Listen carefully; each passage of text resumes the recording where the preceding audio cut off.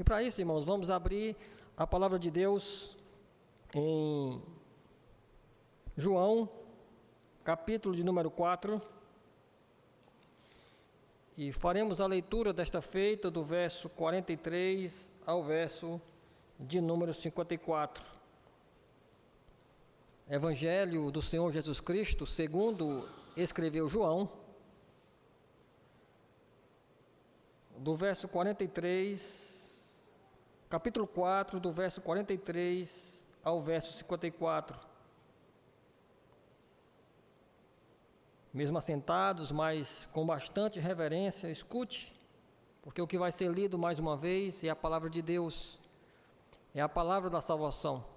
Todos que são salvos nessa noite foram salvos ouvindo esta palavra, em que o Senhor Deus nos deu ouvidos para ouvir a sua voz nessa noite. E a palavra do Senhor, de forma inerrante e autoritativa, nos diz assim: passados 2 dias, partiu dali para a Galiléia, porque o mesmo Jesus testemunhou que um profeta não tem honra na sua própria terra. Assim, quando chegou a Galiléia, os galileus o receberam, porque viram todas as coisas que ele fizera em Jerusalém por ocasião da festa, a qual eles também tinham comparecido. Dirigiu-se de novo a Caná da Galiléia, onde da água fizera vinho. Ora, havia um oficial do rei, cujo filho estava doente em Cafarnaum. Tendo ouvido dizer que Jesus viera da Judéia para a Galiléia, foi ter com ele e lhe rogou que descesse para curar seu filho, que estava à morte. Então Jesus lhe disse: se porventura não virdes sinais de prodígios, de modo nenhum crereis. Rogou-lhe o oficial: Senhor, desce antes que meu filho morra. Vai, disse-lhe Jesus, teu filho vive. O homem creu na palavra de Jesus e partiu. Já ele descia quando os seus servos lhe vieram ao encontro, anunciando-lhe que seu filho vivia. Então indagou deles a que hora seu filho se sentira melhor. Informaram: ontem, à hora 7ª, a febre o deixou. Com isto reconheceu o pai ser aquela precisamente a hora em que Jesus dissera: teu filho vive, e creu ele e toda a sua casa. Foi este o segundo sinal que fez Jesus, depois de vir da Judéia para a Galiléia. Amém. Vamos orar, irmãos, mais uma vez. Senhor nosso Deus, nós estamos mais uma vez, Pai, diante da Tua palavra. Essa palavra poderosa, essa palavra grandiosa, ó Deus, que pode salvar o pior dos pecadores. Louvado seja o Teu nome, ó Deus, porque nos nossos dias nós podemos ouvir a voz do Senhor. Já ouvimos mais de uma vez nessa noite nos textos que foram lidos, e agora, ó Deus, ouviremos através da palavra que será pregada. E que o Senhor Deus, nessa noite, possa, pela Tua grande misericórdia, usar a minha instrumentalidade para que a Tua igreja, Santo Deus, seja alcançada pelo Evangelho, para que a Tua igreja, Pai, seja edificada, que o Senhor Deus prepare o coração da igreja para receber a santa semente, que o Senhor Deus possa aplicá-la em nossos corações e essa palavra vire uma prática em nossas vidas. Ó Deus, que a Tua palavra nessa noite, Senhor, ela possa desfazer toda a incredulidade, que a Tua palavra nessa noite, ó Deus, possa desfazer toda a impiedade que porventura possa haver entre nós. Que o Senhor Deus, ó Pai, possa falar conosco poderosamente. E assim, ó Deus, o Senhor possa abençoar aos homens, às mulheres, aos jovens, adolescentes e às crianças, ó Deus, que ficam para ouvir a Tua voz.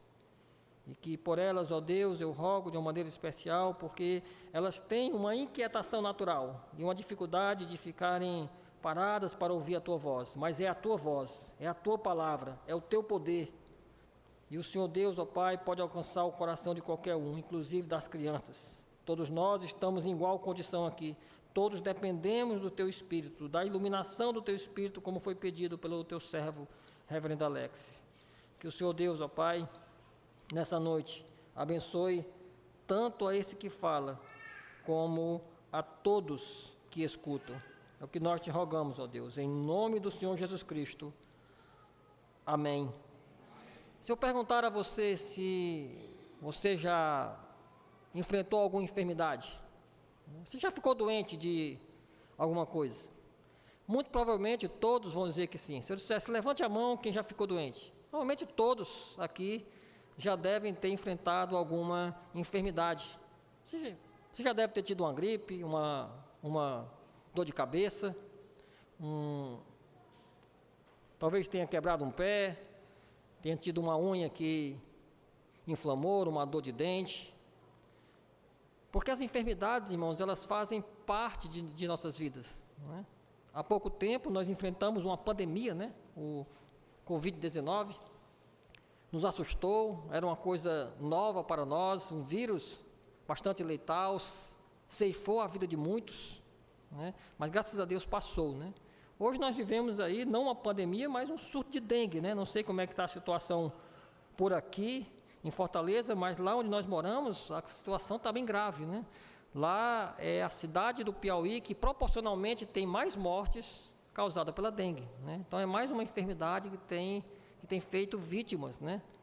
Mas desde a queda, irmãos, as enfermidades entraram no mundo como consequência do pecado. Não naquela conta simples, né? Você está em pecado e por isso você está enfermo, né? O próprio Jesus, ele rejeita essa ideia, mas como uma consequência natural da queda, né? Nossos corpos, antes da queda, eles eram incorruptíveis, né? Mas depois da queda, eles ficaram suscetíveis a essas enfermidades, né? Nossos corpos passaram a enfrentar enfermidades, nossos corpos começaram a ficar frágeis cada vez mais. E aí o tempo vai passando, começa o coração a não funcionar muito bem, a pressão arterial aumenta, né? Os olhos já não enxergam como antes.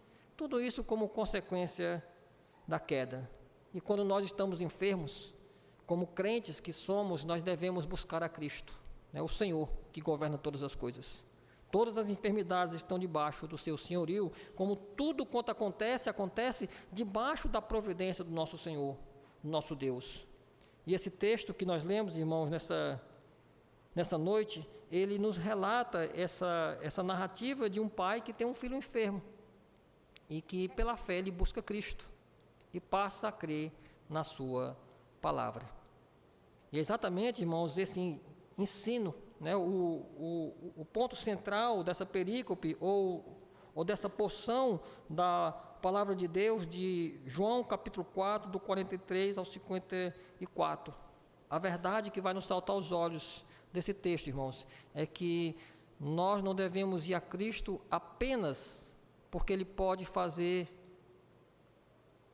algo por nós, fisicamente falando ou materialmente falando, mas porque Ele é a palavra da salvação que nós devemos crer. Sim, nós não devemos buscar a Cristo somente pelaquilo que Ele pode fazer, pelaquilo que Ele pode nos dar, mas nós devemos buscá-lo porque Cristo, Ele é a palavra que salva, é a palavra da salvação, e nele nós devemos crer. E nós vamos considerar esse texto, irmãos, em 2 pontos.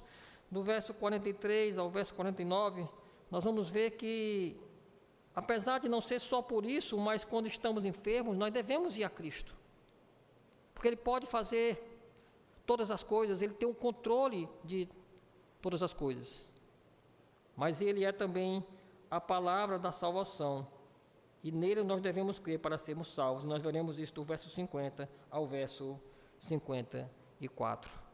Irmãos, o Evangelho de João, nós estamos lá em Bom Jesus numa série nesse Evangelho, nós estamos lá no capítulo 7, ele é escrito por João, e ele tem a finalidade de mostrar Jesus como Deus, né? Tanto que João, ele já começa o seu Evangelho dizendo que no princípio era o Verbo estava com Deus e o Verbo era Deus, né? Ele era Deus. João escreve esse evangelho, ele é um evangelho não sinótico, né? Os evangelhos sinóticos, os irmãos sabem que é Mateus, Marcos e Lucas, que escrevem com a mesma visão, dando ênfase mais ou menos às mesmas coisas, mas João, ele escreve um evangelho onde ele dá ênfase em outras ações de Cristo, né? Não é que ele é contra aqueles evangelhos, mas que ele dá ênfase diferente, ele escreve sobre coisas que os outros evangelhos não escreveram. Ele escreve esse evangelho provavelmente no final do primeiro século, quando os outros evangelistas já tinham morrido e os evangelhos já estavam escritos. E por isso alguns comentaristas dizem que João teve acesso àqueles evangelhos e ele pôde escrever sobre pontos que eles não tinham abordado.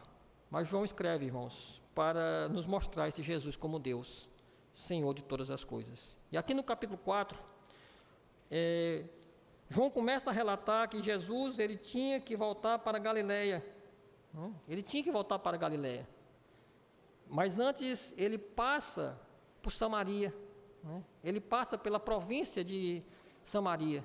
E aquela região não era uma região a qual ele seria bem recebido. Era um território dos samaritanos. E ali os judeus eles não eram bem-vindos.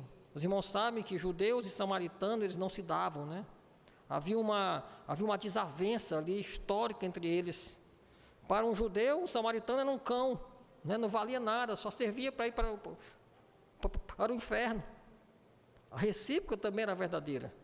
Os samaritanos não suportavam os judeus, Então, Samaria ele era um local onde Jesus e os seus discípulos provavelmente não seriam bem recebidos, mas o texto diz que era necessário ele passar por Samaria. E ali nós sabemos a história que ele encontra uma mulher samaritana à beira do poço. E Jesus se revela àquela mulher como aquele que é a fonte de águas vivas, a fonte de vida para ela. Jesus vai ali no seu coração, revela o problema que aquela mulher tinha, que era pecado de fornicação. Ela já tinha tido 5 maridos, e o problema não era que ela já tinha sido casada 5 vezes, mas que o homem que ela vivia naquele momento não era seu marido. Jesus revela isso.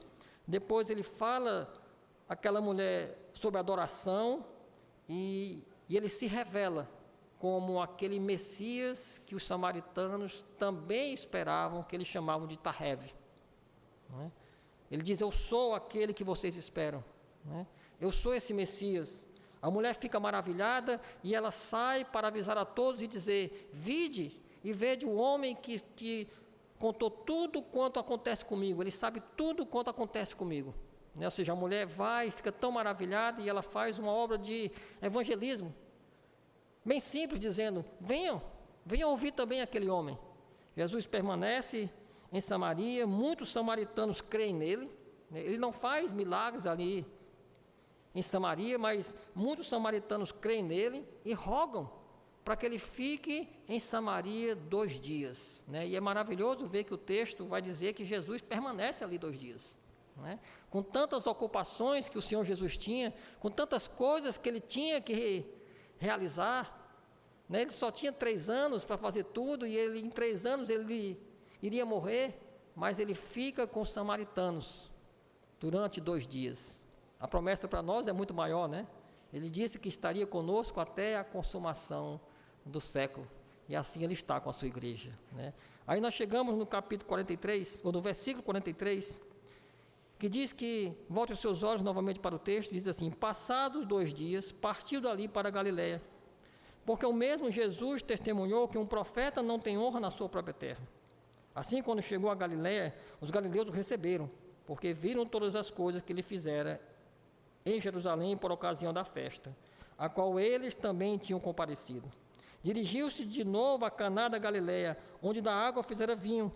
Ora, havia um oficial do rei cujo filho estava doente em Cafarnaum. Tendo ouvido dizer que Jesus viera da Judéia para a Galiléia, foi ter com ele e rogou que descesse para curar seu filho que estava à morte. Então Jesus lhe disse: se porventura não vides sinais e prodígios, de modo nenhum crereis. Rogou-lhe o oficial: o Senhor, desce antes que meu filho morra. Passados 2 dias, Jesus de fato partiu para a Galiléia.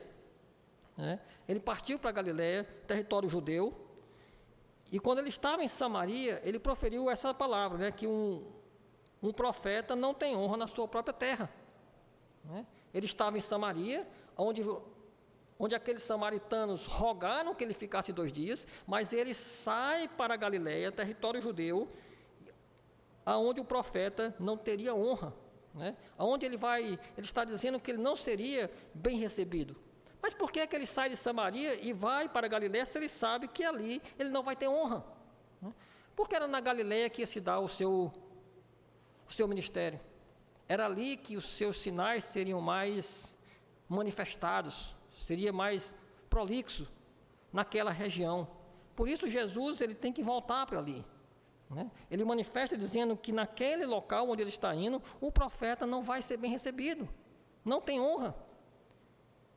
João já escreveu que ele veio para os seus, mas os seus lhe rejeitaram. Ali ele vai ser rejeitado. Então o profeta não tem honra naquele lugar. E não era apenas a Galiléia, irmãos, ou Nazaré, o seu local onde ele nasceu, mas todo o território judaico. Porque veja, quando Jesus diz que um profeta não tem honra na sua própria terra, ele não estava na Galiléia, estava em Samaria. E quando alguém pergunta de onde você é, dependendo de onde você está, a resposta pode ser diferente. Por exemplo, a minha esposa ela é de Teresina, mas nós moramos em Bom Jesus. Quando ela está em Bom Jesus e alguém pergunta de onde você é, ela diz, eu sou de Teresina. Mas quando ela está aqui, no Ceará, e alguém pergunta de onde você é, ela diz, eu sou do Piauí. Mas vamos dizer que ela vai fazer uma viagem para outro país. E alguém perguntar de onde você é, ela diz, eu sou do Brasil. O Brasil é sua terra. O Brasil é sua terra natal. Então, quando Jesus diz que o profeta não tem honra na sua própria terra, ele não está falando apenas da Galileia, nem de Nazaré, mas de todo o território judeu. Em todo o território judeu, ele não teria honra, ele não seria bem recebido. Mas quando nós lemos o versículo 45, parece que há uma contradição, né? O profeta não tem honra, mas assim quando chegou a Galileia, os galileus o receberam. Mas como é que pode? Se ele acabou de dizer que lá ele não vai ter honra e os galileus o recebem. Mas não estavam honrando Jesus. Eles não estavam dando honraria nenhuma a ele. Porque o próprio texto explica o motivo pelo qual eles estavam recebendo Jesus. Porque viram todas as coisas que ele fizera em Jerusalém, por ocasião da festa, a qual eles também tinham comparecido. Esses homens, irmãos, não estavam honrando Jesus quando o receberam. Na verdade, eles só viram uma chance de resolver os seus problemas, principalmente os seus problemas físicos, de enfermidades. Eles viram em Jesus um curandeiro. Eles viram em Jesus um hospital ambulante que poderia curá-los. E por isso eles estavam o recebendo, mas não havia honra nenhuma em Jesus para eles. Lá no capítulo 2, João já tinha relatado que muitos vendo os seus milagres iam até ele. Mas o próprio Cristo não se confiava a nenhum deles, porque conhecia como era a natureza humana. Exatamente isso que está acontecendo, eles só estão recebendo Jesus porque eles querem algo dele. E muitas vezes, irmãos, é assim que nós procedemos também, até hoje. Nós queremos a consequência do Evangelho, mas nós não queremos a causa, que é o próprio Cristo. Nós muitas vezes queremos receber o pão que Ele tem para nos dar, mas nós não queremos o pão que Ele é. E você vai ver que o livro de João, ele vai trazer sempre essa verdade, que as pessoas estavam seguindo por causa dos milagres. É sempre uma multidão em cima dele, é sempre uma multidão seguindo. Jesus faz milagres e as pessoas se aproximam dele por causa disso. Avance a sua Bíblia aí para o capítulo 6, quando Jesus já tinha multiplicado os pães. Versículo 26, o Senhor Jesus diz assim à multidão: respondeu-lhe Jesus, em verdade vos digo, vós me procurais, não porque vistes sinais, mas porque comestes dos pães e vos fartastes. Só estavam procurando Jesus porque ele tinha algo para dar, porque viram que ele podia fazer algo. Assim também, irmãos, pessoas vêm para a igreja, não por causa de Cristo, mas muitas vezes porque enxerga na igreja um local maravilhoso para criar seus filhos, para que a sua família esteja. Ora, a igreja, irmãos, é um local onde os seus filhos vão ouvir sobre respeitar os pais, as autoridades. Sua esposa vai ouvir sobre a submissão feminina. Seu marido vai ouvir sobre a responsabilidade de um homem no lar, como chefe de uma casa. A igreja é um lugar maravilhoso, mas não é por causa dessas coisas que nós devemos vir aqui. Não é porque Jesus pode nos dar várias coisas, porque o Evangelho ele pode nos abençoar de várias formas, que nós podemos vir a Jesus. Mas esses homens estavam fazendo assim. Eles estavam buscando Jesus apenas por aquilo que Jesus poderia oferecê-los para resolver os seus problemas pontuais. A própria mulher samaritana, ela diz a ele: Senhor, me dá essa água para que eu não venha mais buscar. Ou seja, querendo apenas resolver o seu problema ali daquele momento. Mas Jesus, irmãos, ele não é um curandeiro, ele não é um psicólogo. Jesus não é um hospital ambulante. Abra sua Bíblia em Marcos capítulo 1. Marcos capítulo 1.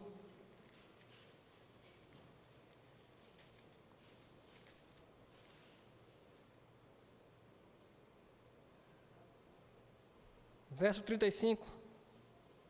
Diz assim: tendo-se levantado, Marcos 1, 35, tendo-se levantado da alta madrugada, saiu e foi para um lugar deserto e ali orava.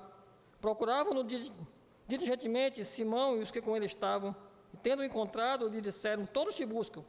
Jesus, porém, lhe disse: vamos aos lugares, às povoações vizinhas, a fim de que eu pregue também ali, pois para isso é que eu vim.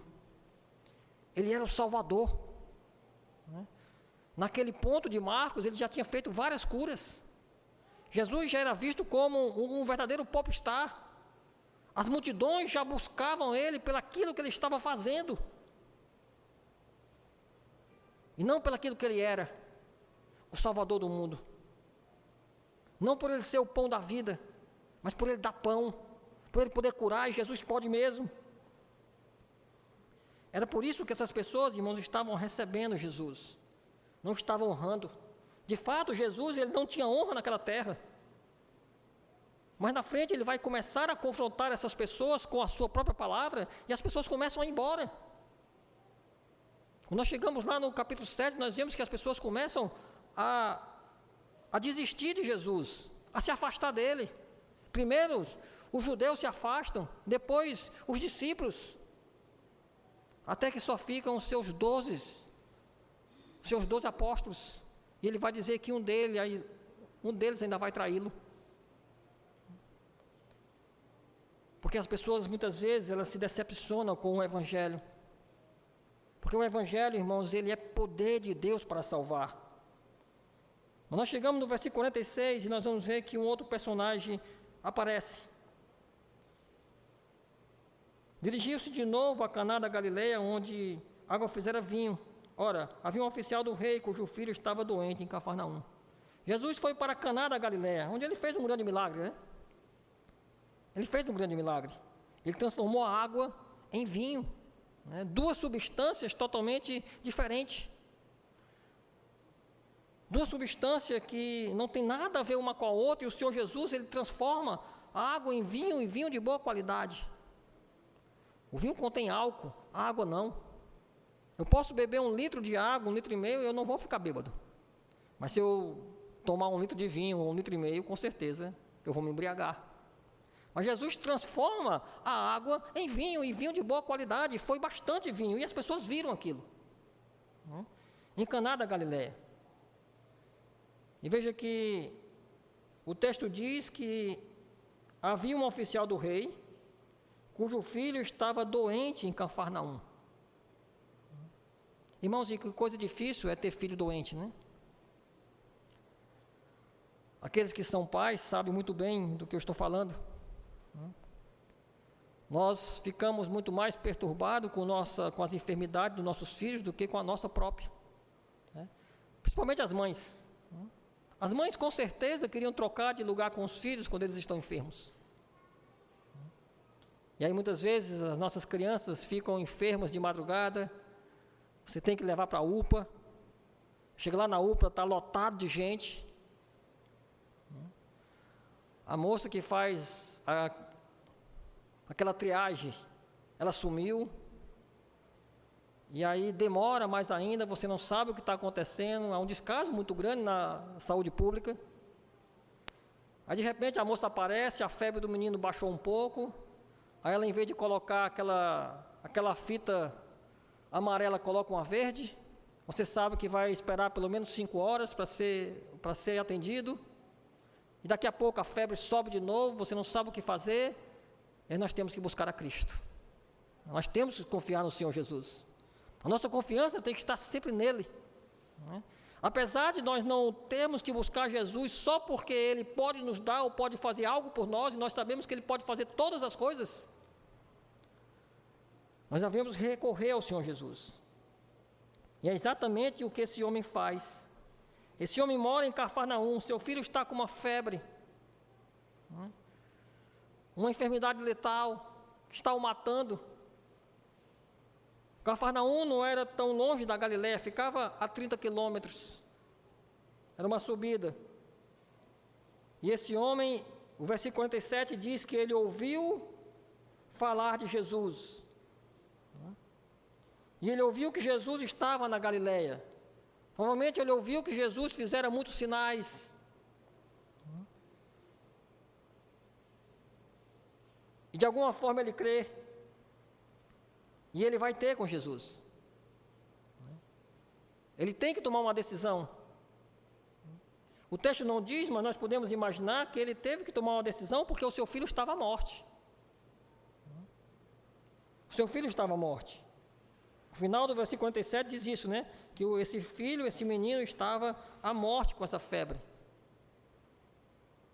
E aí ele precisou tomar uma decisão. Eu vou até a Galiléia. E se esse Galileu não faz de fato esses sinais? E eu perco o meu tempo, que eu poderia tentar fazer algo pelo meu filho. E se for mais uma crendice do povo judeu? Porque o povo judeu, eles tinham crendices, né? No capítulo 5 nós vamos ver que João relata uma delas, né? Eles acreditavam que lá em Betesda, um anjo descia, ele chacoalhava a água daquele tanque, e quem adentrasse primeiro naquela água ficava curado. Isso era uma crendice, irmãos, isso não acontecia, né? Isso era uma invenção do povo judeu. E vai que esse Galileu é mais uma crendice, né? Ou vai que eu me dirijo a Galiléia e quando eu chego lá ele não está mais, porque o seu ministério ele é itinerante, ele muda de lugar a todo instante. E se eu vou até a Galiléia e não dá tempo e o meu filho morre, e eu não estava com meu filho ali nos seus últimos suspiros. Mas de fato que o homem creu e foi. Ele foi e ele rogou a Jesus que Jesus descesse, isso era uma questão geográfica, né? A Galiléia ficava acima, e que ele descesse para curar seu filho, que estava à morte.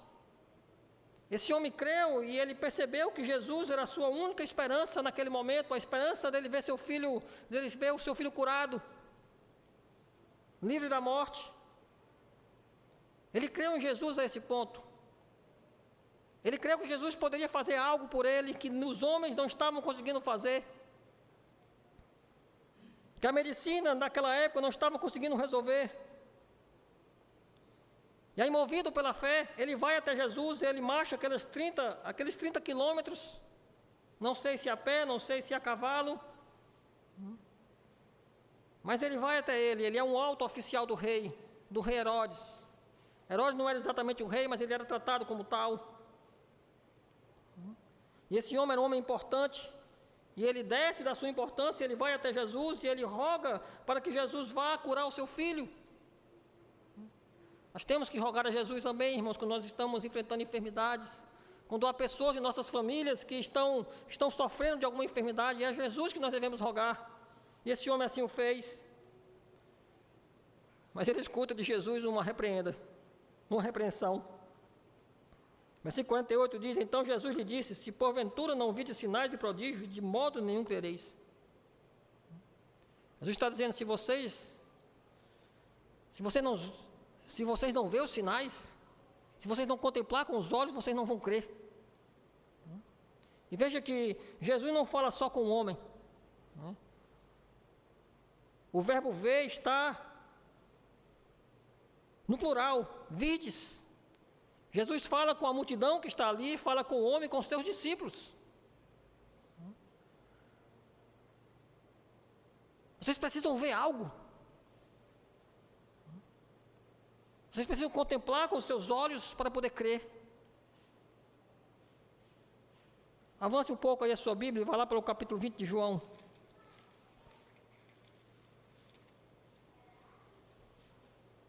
A partir do verso 27.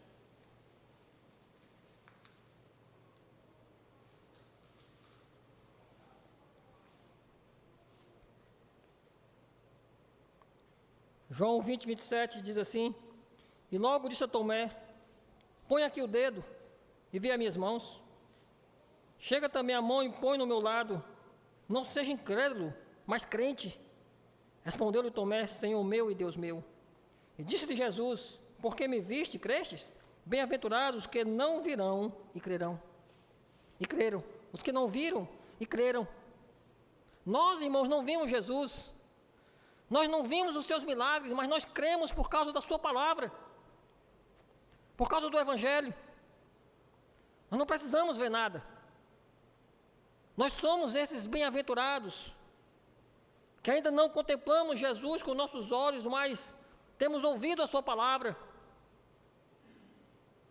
E essa palavra tem que ser suficiente para que o homem possa crer. Os nossos filhos, eles não precisam de Bíblias ilustradas, com figurinha. Eles não necessitam disso. A palavra de Deus, ela é poderosa para revelar Jesus a eles.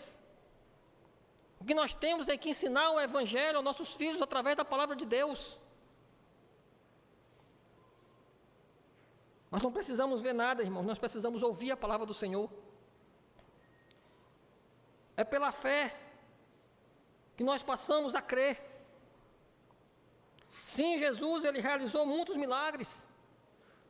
Mas os milagres eram um sinal que apontava para aquilo, para algo bem maior que o Senhor Jesus iria realizar. Os milagres, eles ilustravam aquilo que Jesus veio fazer. Ele veio reverter os efeitos do pecado.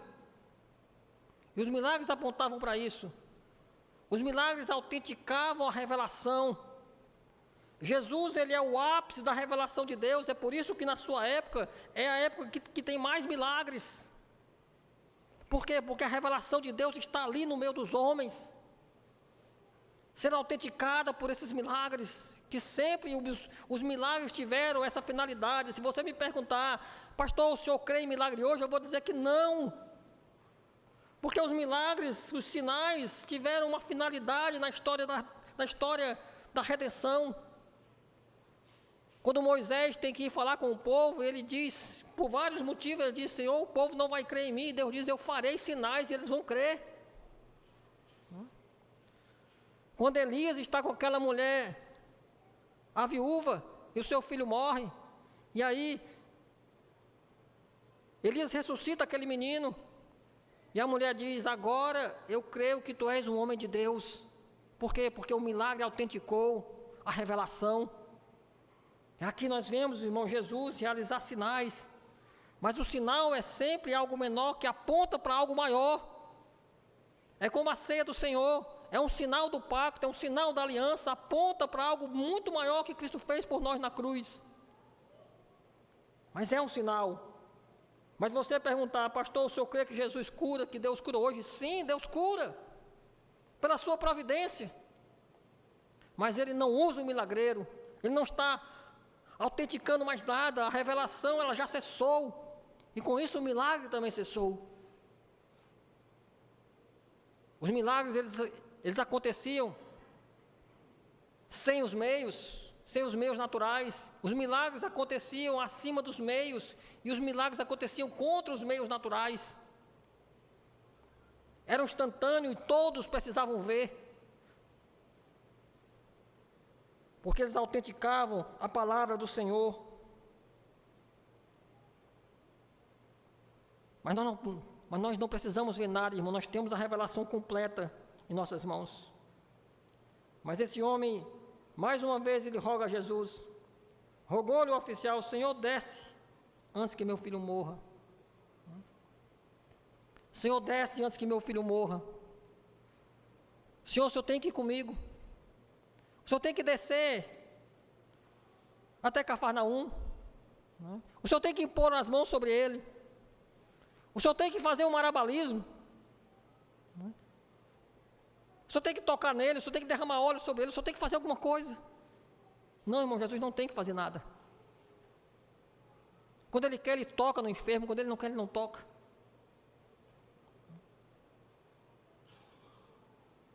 Milagres não produzem fé. Não produz fé. Em Atos capítulo 2, a palavra do Senhor relata um grande milagre, ali na descida do Espírito Santo. Os apóstolos pregavam na sua língua materna, e pessoas de várias outras línguas conseguiam compreender. Aquele texto muitas vezes é usado para confirmar as línguas estranhas, né? Mas aquele texto não tem nada a ver com isso. O milagre ali é auditivo. É como se tivesse pessoas de vários países aqui, eu pregando no meu português mal falado, e todos estivessem compreendendo. Todos estivessem compreendendo. Tivessem chineses, americanos, franceses, e eu falando em português e todos estivessem compreendendo. Que coisa extraordinária, né? Mas eles zombam dos apóstolos, eles são preconceituosos com eles, e eles duvidam.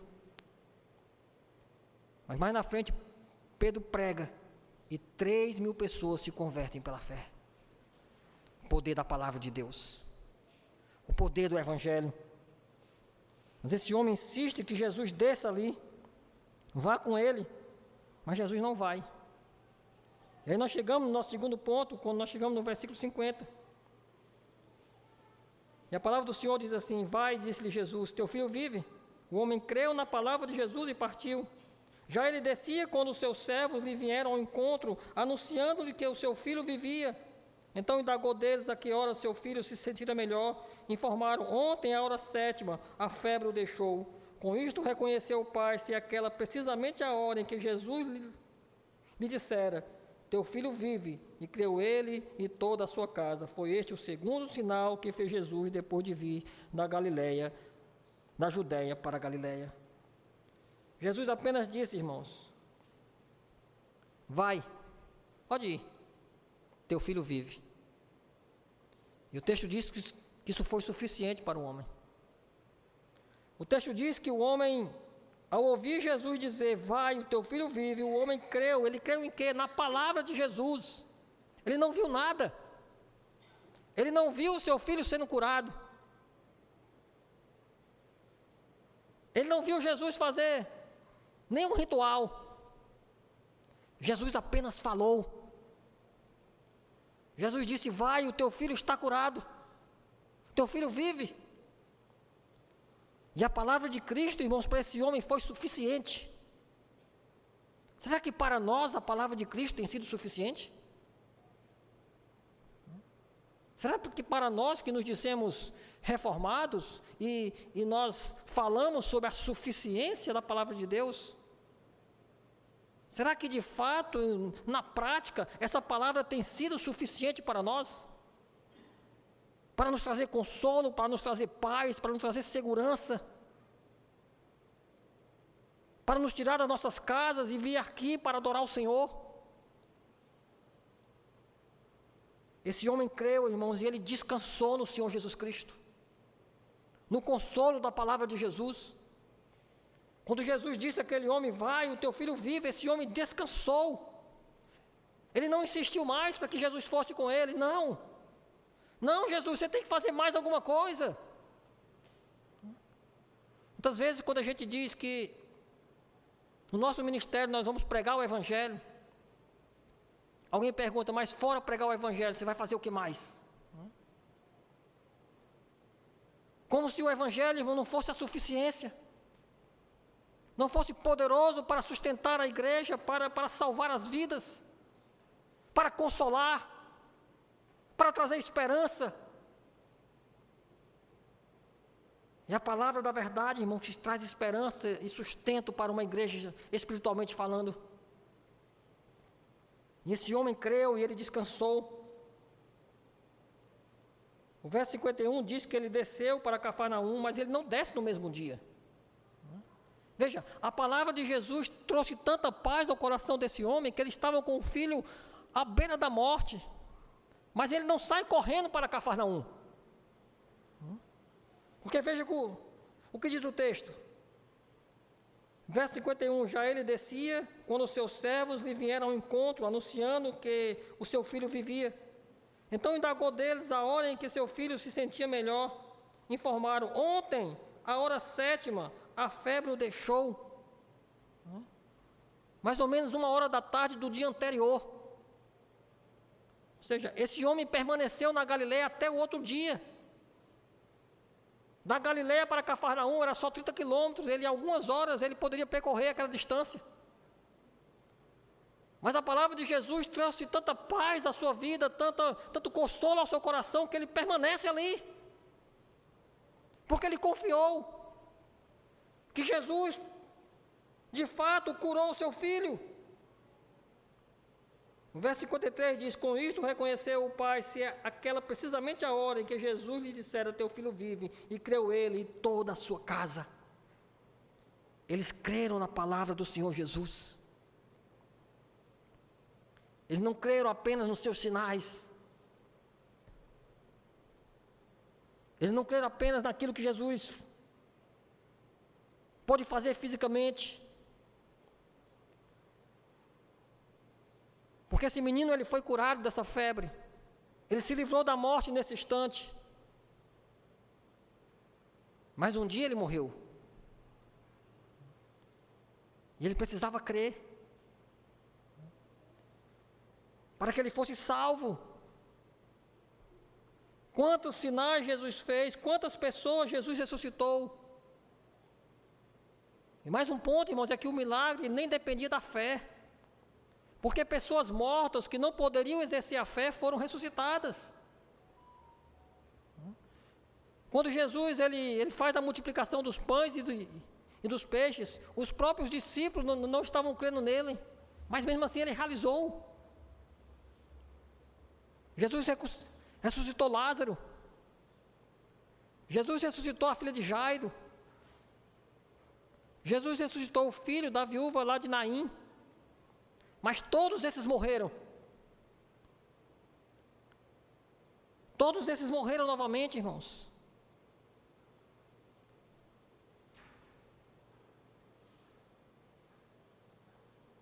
Mas Jesus pode curar.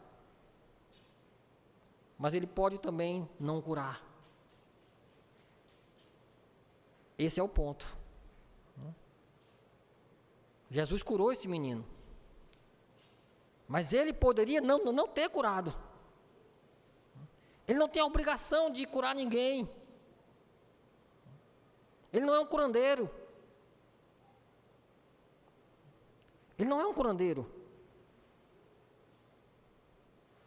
Não há nenhum texto na Bíblia, irmão, não há nenhuma promessa na palavra de Deus dizendo que Ele vai curar a todos, fisicamente falando.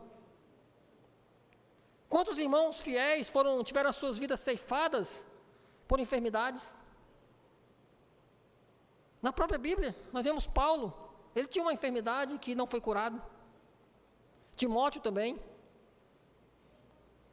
Nós olhamos para a história da igreja e vemos homens fiéis que padeceram de enfermidades. Calvino tinha várias enfermidades, morreu enfermo aos 50 e poucos anos. Quantos irmãos que você conhece que eram fiéis e tiveram as suas vidas ceifadas por enfermidades? Porque Deus nunca prometeu curar a todos, meus irmãos.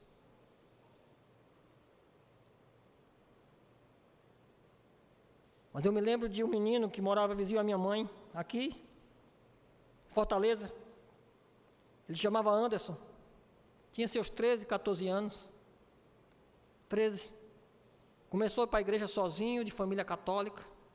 Começou a ir para a igreja sozinho. A mãe achava até ruim ele ir para a igreja. Mas ele começou a ir. E alguns meses depois, ele foi diagnosticado com leucemia. Feitos os exames, a mãe levou os exames ao médico. E o médico disse: enquanto mais rápido o seu filho morrer, será melhor. Exatamente essa a palavra do médico para a mãe dele. Uma verdade dita sem amor, né? A mãe ficou desesperada, o pai também.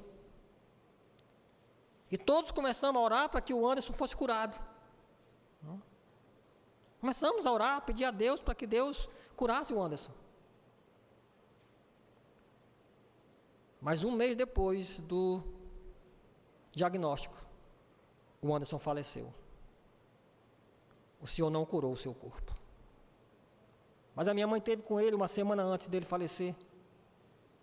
Ele escreveu para ela em uma folha: eu busquei ao Senhor e Ele me ouviu e me livrou de todos os meus medos.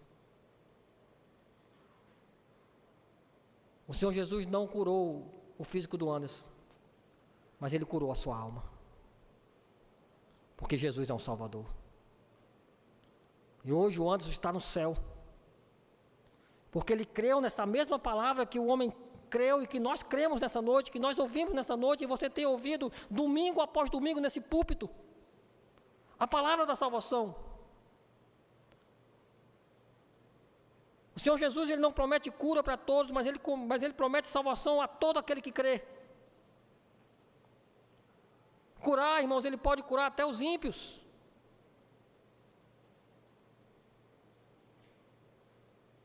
Ele pode curar até os ímpios. Há pouco tempo eu vi uma reportagem sobre uma alternativa para a cura do câncer. Aquela reportagem apresentava 3 pessoas que estavam desenganadas pelos médicos. Nenhum método convencional de tratamento do câncer dava resultado. E aí surgiu uma nova alternativa, que era tirar o sangue, separar as células que combatiam o câncer, as células boas, multiplicar aquelas células e depois fazer uma infusão novamente. Isso é feito aqui no Brasil, em São Paulo e em Goiás. E as 3 pessoas, irmãos, estavam curadas. Os exames apontavam a redenção total, e uma delas tinha leucemia e estava curada. Os outros 2, outros tipos de câncer, que eu não me lembro agora nesse momento, mas estavam curadas e eram ímpias, descrentes, curadas fisicamente, curadas por quem? Por Deus. Porque Deus traz as enfermidades e Deus pode retirá-las. Deus continua curando nos nossos dias. Ele usa os médicos, Ele usa os remédios, as cirurgias. Ele pode fazer sem esses meios também. E por isso nós confiamos no Senhor, que Ele pode curar. Mas salvação é para todo aquele que crê. Salvação é para todo aquele que crê. É para isso que Jesus ele foi enviado a esse mundo. Como João já falou lá em João 3,16, que Deus amou o mundo, que Deus enviou o seu Filho unigênito para todo aquele que nele crê não pereça, mas tenha a vida eterna. Deus amou o mundo de tal maneira, né? Mas que para todo aquele que crê nele não pereças, mas tenhas a vida eterna, salvação naquele que crê na palavra do Senhor.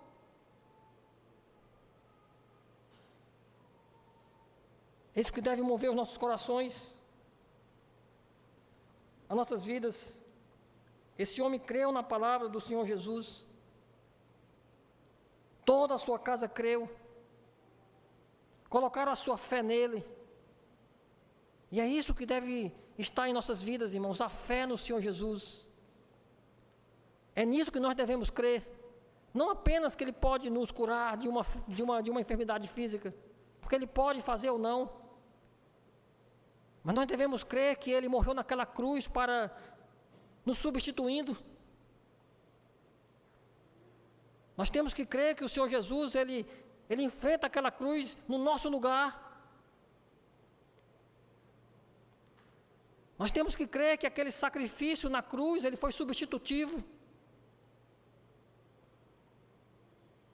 Nós precisamos crer que ele não tinha pecado, mas Deus o fez pecado por nós. Nós precisamos crer que a minha maldade estava sobre ele. Que quando Deus olhou para Cristo naquela cruz, ele como o nosso Salvador, o nosso Cordeiro perfeito, ele viu em Cristo todos os meus maus pensamentos.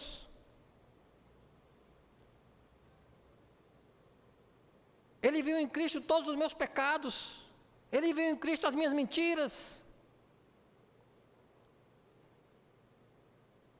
Tudo que não presta em mim, ele viu em Cristo.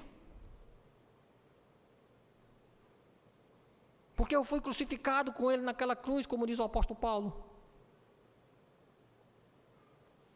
E é por causa dos meus pecados que Deus se irou contra ele e o matou naquela cruz.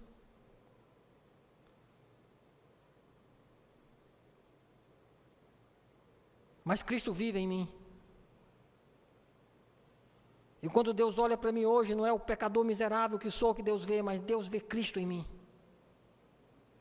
E por isso a sua ira se aplaca pelo que Cristo fez, pelo alto preço que Ele pagou, pelo sangue que foi derramado ali, onde Ele tomou sobre si todas as minhas enfermidades. O castigo que nos traz a paz estava sobre Ele. E é a palavra dele, irmãos, que nos diz isso. Essa palavra aplicada pelo Espírito Santo em nossos corações, que revela esse Cristo Redentor, esse Salvador de todo aquele que crê. Mas quem é você nessa noite? Você é o povo da Galileia que se aproxima de Cristo só pelo aquilo que Ele pode lhe dar? Como se Ele fosse o gênio da lâmpada, para realizar os seus desejos. Judeus que o rejeitaram pelo aquilo que Ele é, e só queriam se aproximar dEle pelo aquilo que Ele poderia fazer. Ou você é um samaritano, a qual não viram nenhum milagre, mas creram na sua palavra. Porque volte os seus olhos lá para o versículo 40. Vindo, pois, os samaritanos ter com Jesus, pediam-lhe que permanecesse com eles, e ficou ali 2 dias. Muitos outros creram nele por causa da sua palavra, e diziam à mulher: já agora não é pelo que disseste que nós cremos, mas porque nós mesmos temos ouvido e sabemos que este é verdadeiramente o Salvador do mundo. Porque creram na sua palavra. Jesus não realizou milagres em Samaria nesse momento, mas a palavra que Ele pregou ali foi o suficiente para que eles pudessem crer que Ele é o Salvador do mundo. Ele é o Salvador daquele que crê, daquele que coloca nele a sua esperança, aquele que Deus capacitou com a fé para crer no Filho dele, no seu sacrifício vicário, na sua morte redentiva ali na cruz, onde Ele nos livrou de todos os nossos medos, de todos os nossos pecados. Nós devemos ir a Cristo, irmãos, não apenas pelo aquilo que Ele pode realizar, que Ele pode fazer por nós. Nós sabemos que Ele é o nosso sustentador. Ele é que nos sustenta de tudo. Mas muito mais por Ele ser a palavra da salvação. E nele nós devemos crer. Que o Espírito Santo de Deus aplique essa verdade em nossos corações. Que nós possamos continuar ouvindo a palavra de Cristo e crendo, tendo esperança, consolo na verdade do Senhor Jesus. Vamos orar. Senhor Deus e Pai, nós queremos te agradecer pela Tua palavra, por essa palavra bendita, ó Deus, por essa palavra maravilhosa, Santo Deus. Pelo Senhor ter nos levado a crer no Senhor Jesus e trazido a certeza da salvação aos nossos corações. E que a Tua palavra nessa noite, Senhor, tenha encontrado morada em nossos corações e tenha surtido o efeito em todos os corações, naqueles de mais tenra idade, até os mais experientes. E nós queremos Te louvar, Deus, por esse privilégio de ouvirmos a Tua santa voz. É em nome de Jesus que nós oramos. Amém.